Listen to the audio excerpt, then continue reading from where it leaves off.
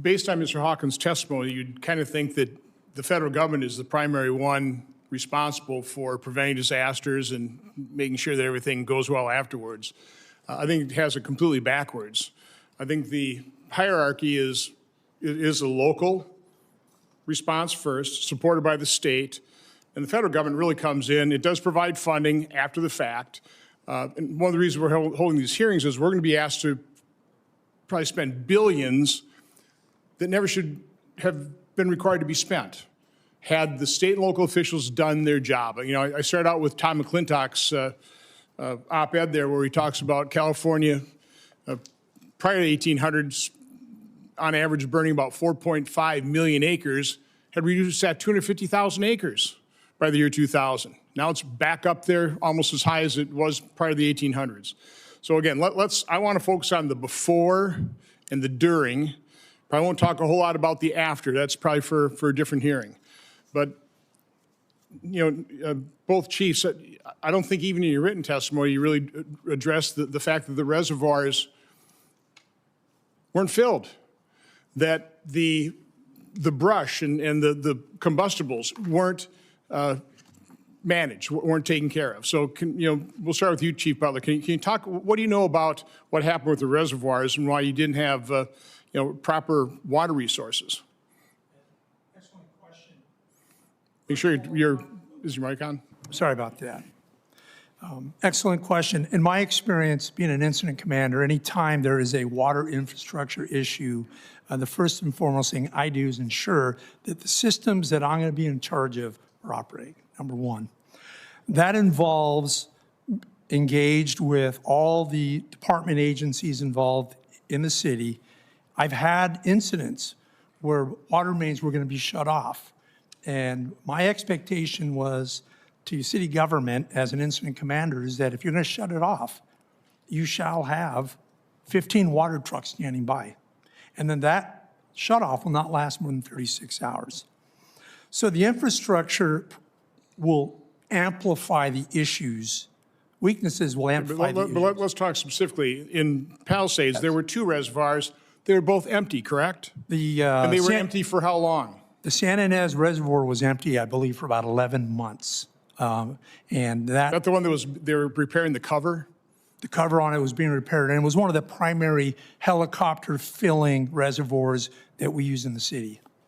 And they had another reservoir that could have been available that also was empty. I wasn't familiar. I think it's Chautauqua, but to your point, infrastructure like that should have water in it, pressure in it, and ready to go. Chief Crawford, do you have anything to add to that? Yes, thank you. The part of this is understanding that this was what I call as a trigger point. And this is as soon as we get that predictive, that particularly dangerous situation, we get a red flag alert, this should be requiring triggered conversations of all of the agencies combined. We've got fire, we have law, and the Department of Water and Power. If those conversations are the things that need to take place. So if you have a reservoir sitting open for 11 months, it gets discussed prior to the water before a fire starts to happen, before the wind blows. To Chief Butler's point, this allows for a backup potential for plan to be able to have water tenders and those particular things on standby. The bigger question I'd like to bring up here is why are those trigger points not being discussed at the top of the leadership of the LAFD and across the spectrum of all the other agencies? And that's really where this lies. So if you have a reservoir sitting open for 11 months, this cannot be missed anymore. And so the solution that I kind of see in this is— So again, who missed it? Again, it was missed on multiple. It was missed on multiple fronts. It was missed by the Department of Water themselves by not being able to state that they have reservoirs empty. It was missed by the fire department by not asking the questions: are all systems online? It was missed by the Southern California Edison. All of the utility companies should be coming together, having this conversation on one large conference call. So has anybody been held accountable?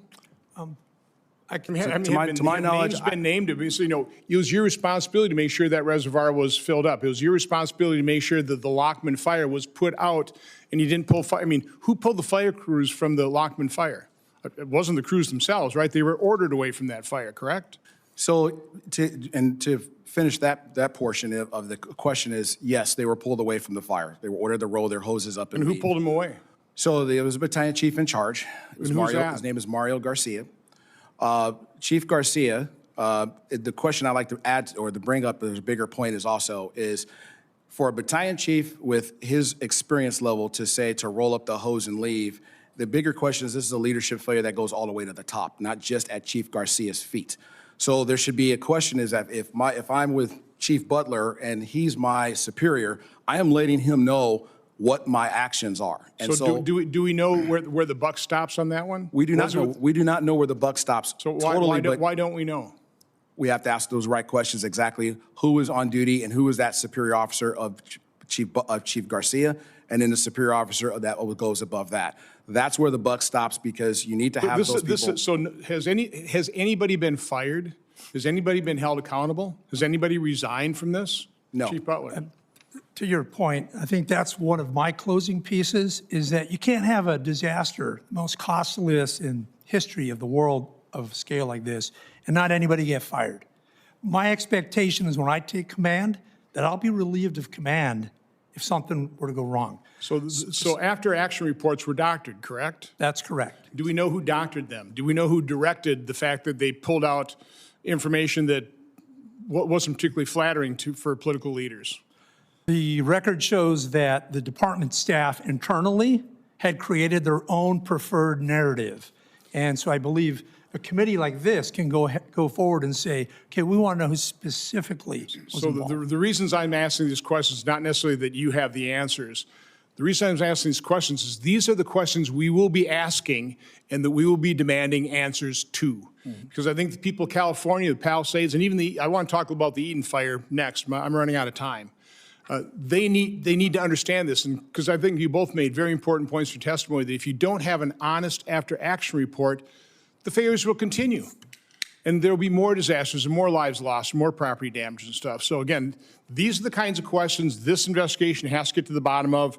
We need to find out who made these disastrous decisions or lack of decisions. You know, who failed California by the lack of action or overt actions.